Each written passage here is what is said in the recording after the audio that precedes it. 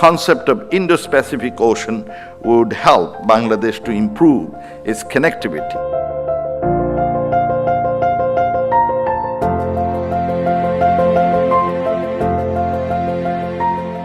This is the first major conference that the Center of Bay of Bengal Studies has organized with the support of the Japanese Embassy and others. Bangladesh occupies a strategic location at the apex of the Bay of Bengal. It has inherited a historical legacy from ancient times as fulcrum of trade between distant continents and regions, west and east.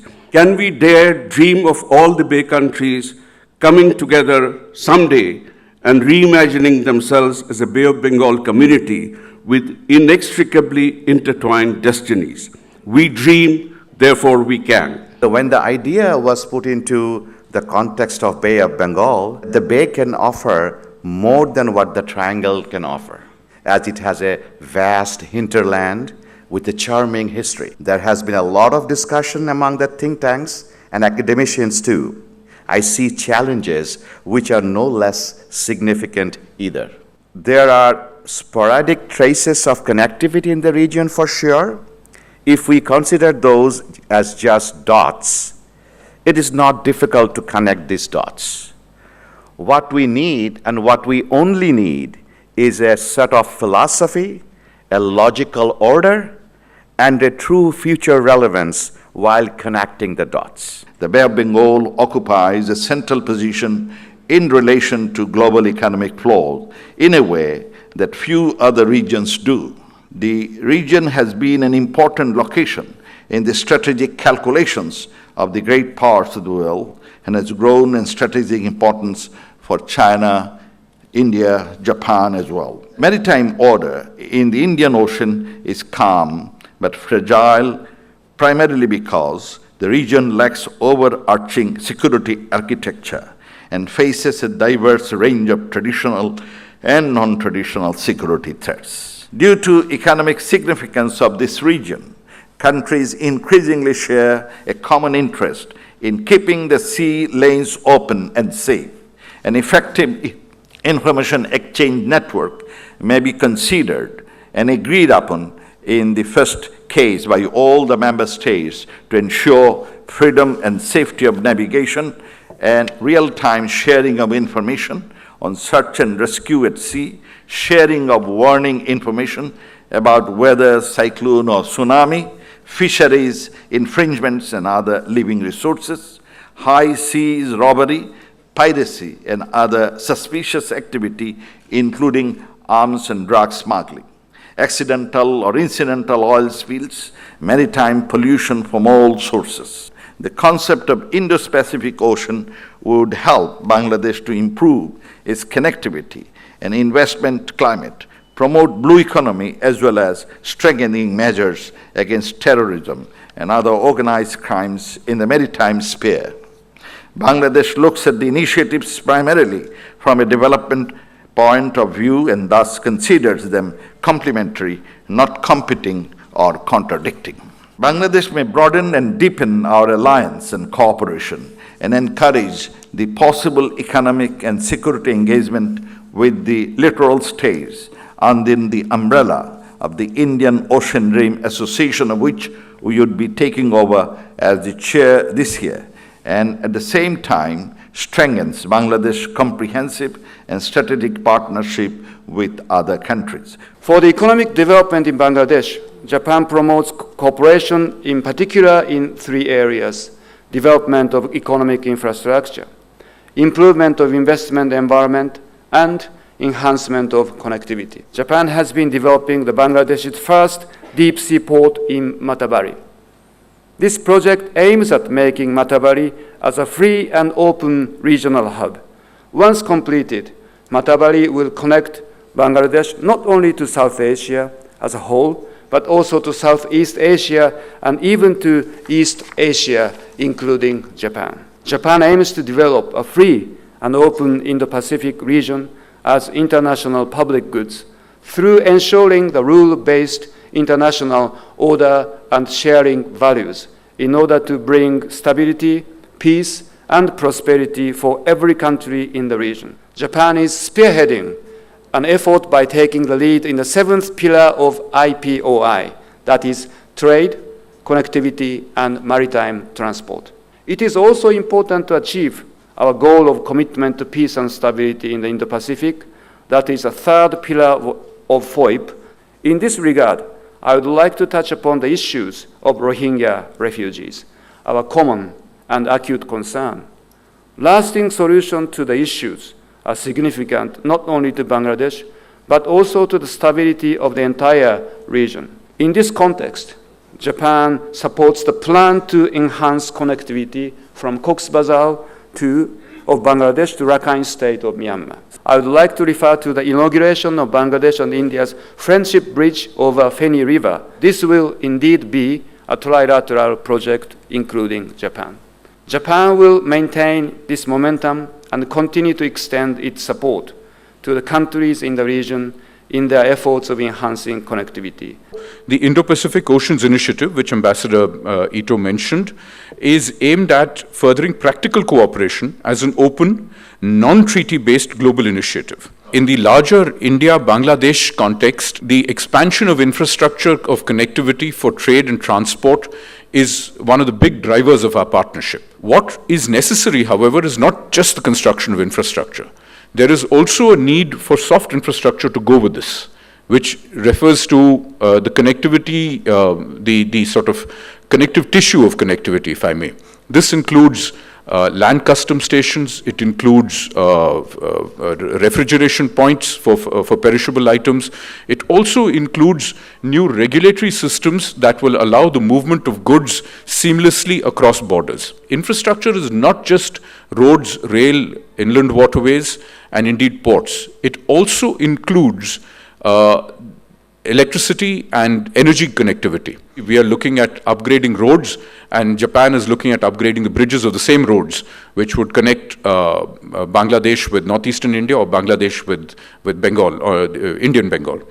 So these are the kinds of opportunities where there is space for plug-and-play operations between not just India and Bangladesh, but also for other partners in the region. In particular, I want to highlight the role of the ADB, the World Bank, and JICA. With JICA's assistance, we now have a 20-kilometer bridge across the Brahmaputra between Dhubri in Assam and Fulbari in Meghalaya. Looking ahead, if we could come up with an initiative to try and create a regional transport and connectivity commission to simplify the movement of goods, people, energy products as seamlessly as possible across borders. BIMSTEC, as a regional organization, we feel supported and encouraged by such initiatives to discuss pertinent issues and as well share concerns and ideas on moving forward our goal to realize the vision of a peaceful, prosperous, and a sustainable Bay of Bengal region. Historical connectivity as one of the priority areas of BIMSTEC. BIMSTECs have finalized a master plan for transport connectivity with a vision to promote seamless connectivity between and across BIMSTEC countries through the use of different transport modes. The implementation of the master plan will require sincere commitment from the member states and international development partners like ADB, World Bank, and JICA. South Asia is vulnerable to extreme weather events and climate change. 800 million people live in locations that would become moderate or severe climate hotspots by 2050 without climate action.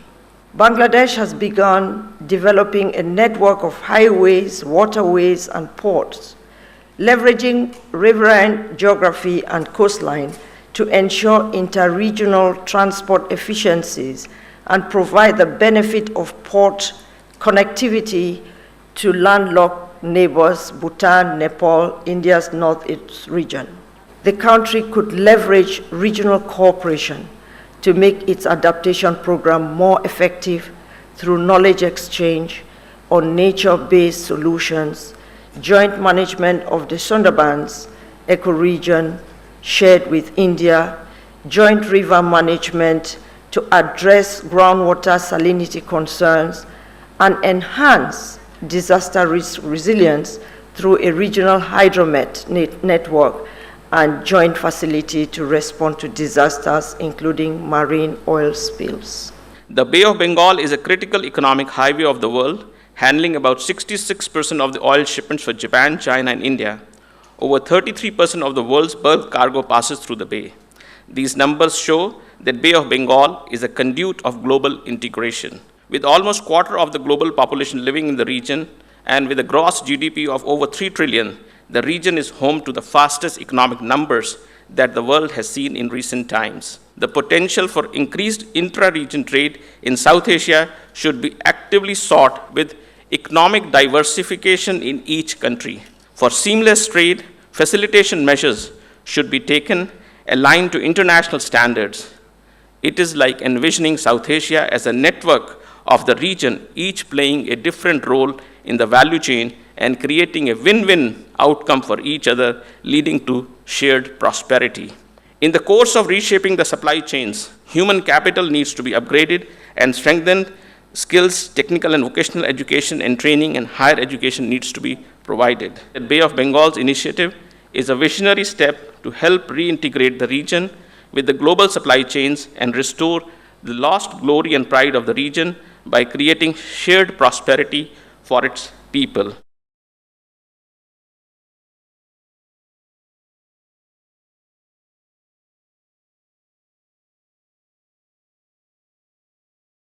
Looking into the relationship with Japan, Bangladesh was always keen to have a better partnership with Japan and JICA.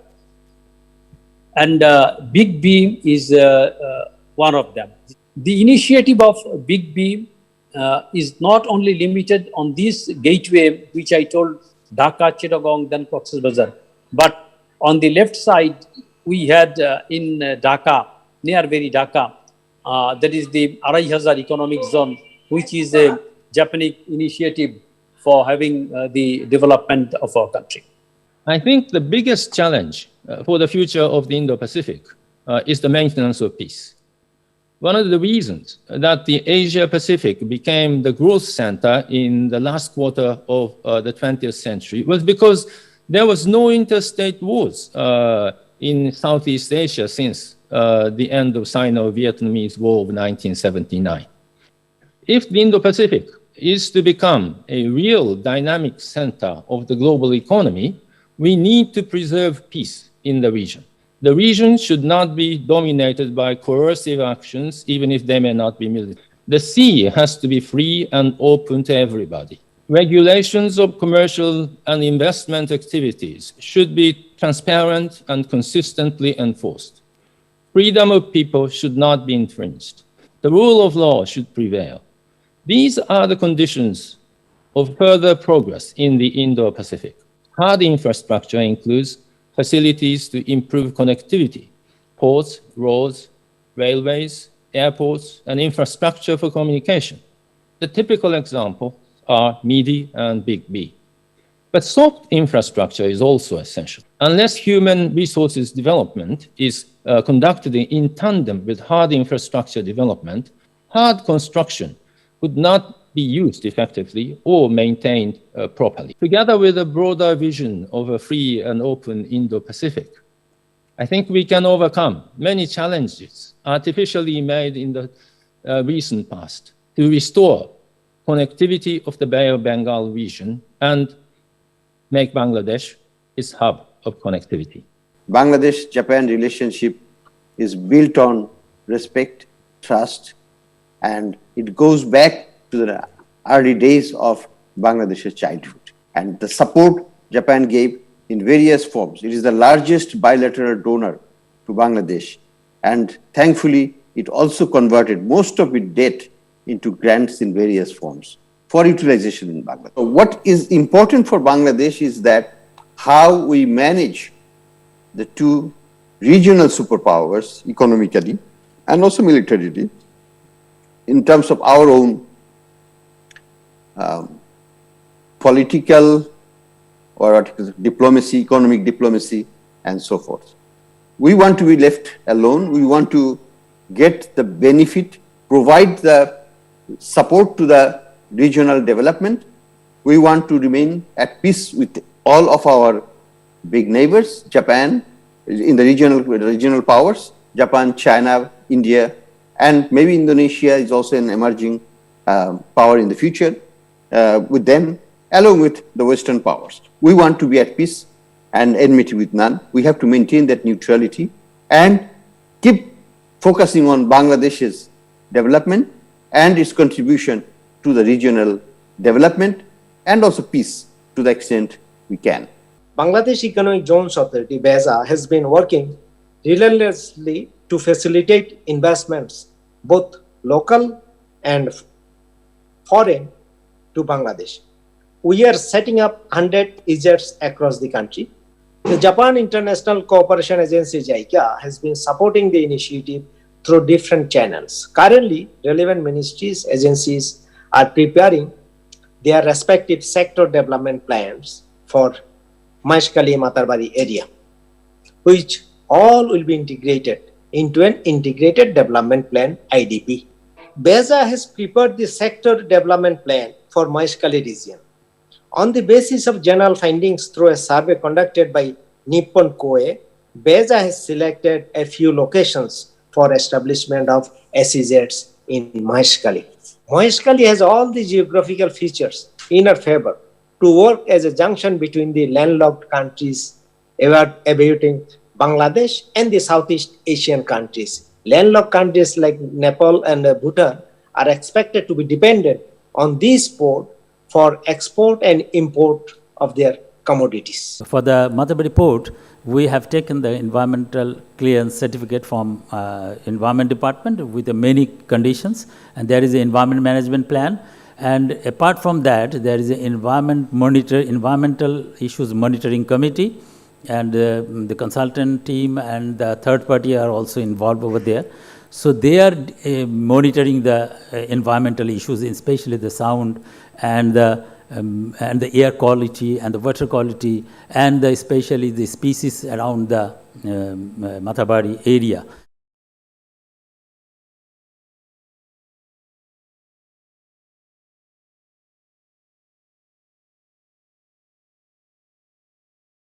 We will have to be competitive. We will have to translate our competitive advantages into competitive advantage. But where are the elements and opportunities of cost reduction?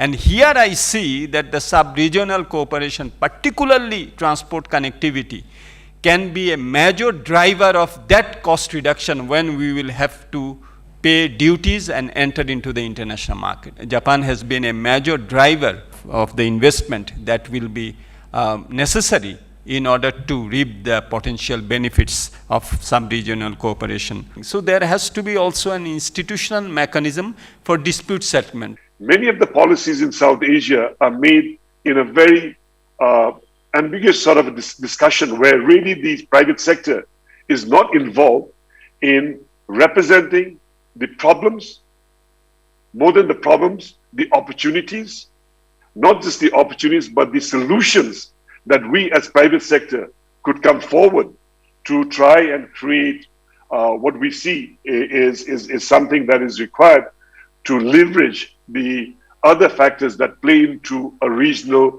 grouping. We all understand the benefits of working together, coming together. We also understand the challenges that government may face while trying to implement some of these problems. For landlocked countries like Bhutan and Nepal, the cost of production becomes so high that at times it becomes unsustainable to bring the kind of investment we want. And one of the problems is really the cost of logistics and the transportation. So I think the motor vehicle agreement was a good initiative. I can only reiterate the importance of the larger regional cooperation in terms of BIMSTEC, SAARC, and also at sub-regional level. I think initiatives like this will go a long way. For Bhutan, as a small landlocked country, of course, we have always been emphasizing on the importance of such multilateral or regional cooperation and such platforms. And there is tremendous interest and political will to be part of these initiatives and to benefit and contribute to such initiatives. We have to connect the connectivities. There is a lot of progress being made in connecting. There are lots of projects underway. Here, I think the role of civil society, the chambers, individual votaries, what we at Asian Confluence call the third space, the first two being government and big industry. The third space needs to be empowered, needs to be motivated to take up a sort of champion this connectivity which is on its way. In terms of connectivity, but in a different form based on the subsistence agriculture of the people of the region. And 90% of the farmers are subsistence farmers. But somewhere in all this picture, that's 60 to 70% of the population that lives off the land is missed out. I think while our focus today rightly is on Bangladesh, we should not forget that there are special economic zones coming up in Myanmar, like Tilava and Dawei. And they could be linked along with Bangladesh to the eastern coast of India, all the way from Chennai, Krishnapatnam, Vishakhapatnam to Paradeep, and eventually up to Kolkata. So we would have a kind of connectivity network linked to the natural and local economies of the region, radiating out from the northeast by land and from the eastern coast in Bangladesh towards Myanmar and beyond, in a way bringing together the BBIN and BIMSTEC, ACT East and the Indo-Pacific. I'd like to say that when other regions and sub-regions of the world have been moving very fast in terms of strengthening connectivity and integration, we should not remain mere spectators. The challenges of further improving and bolstering connectivity among BBIN are not insurmountable.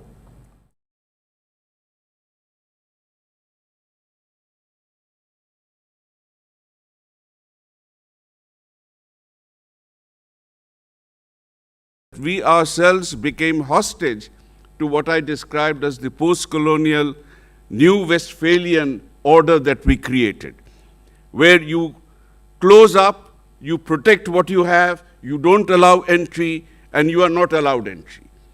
That is what we have to come out of. There was a natural free flow among us of peoples, cultures, ideas, goods, services before all this happened. In South Asia alone, we are losing about 55 or 60 billion dollars of annual trade potential in South Asia alone.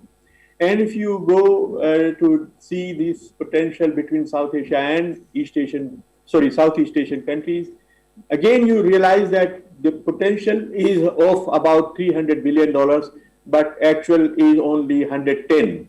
So we are losing annually about $200 billion of trade between South Asia and Southeast Asia. What I'm trying to say is that not losing just the trade, but the potential of that trade to generate jobs and prosperity in this region. So I think this is very important that we work on all of these corridors. But what is very important to keep in mind is that the major barrier to connectivity is not physical infrastructure. Physical infrastructure, except for some small gaps which are being closed, is there. What is missing is the important aspect of softer connectivity, trade facilitation, transport facilitation, the electronic tracking systems, so that containers can pass through the borders without any disruption, any problems at the borders. Japan is supporting this event, who really promoted regional connectivity after the Second World War, in Southeast Asia and in China. Japan has become the champion of quality infrastructure and is today focused on South Asia. So I think all of us in the region must necessarily to take advantage of that. From the Japanese perspective, the first is to maintain the current sea lanes of communication that Japan enjoys to have.